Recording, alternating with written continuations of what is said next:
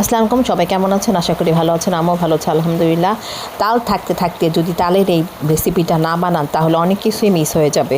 প্রথমে 2 কাপ তাল নিয়েছি, 2 কাপ তালের সাথে আমি 2 কাপ পানি দিলাম।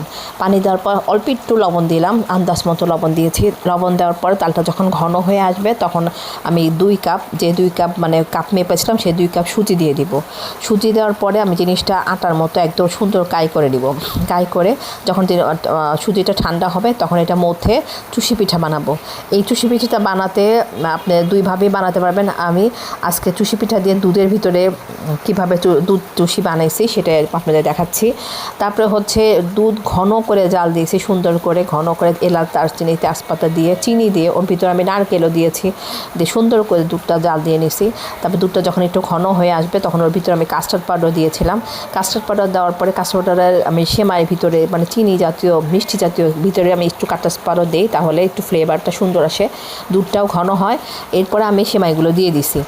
দিয়ে দেওয়ার পর দেখেন এত সুন্দর, এত টেস্টি, এত মজা হয়েছে। সুজির এই চুষি পিঠা আপনারা বাসায় একবার হলেও বানাবেন, বানায় খাবেন, খেয়ে বলবেন কেমন হয়েছে। আর আমার রেসিপিটা যার সামনে যাবে অবশ্যই আমার চ্যানেলটা সাবস্ক্রাইব দিয়ে পাশে থাকবেন।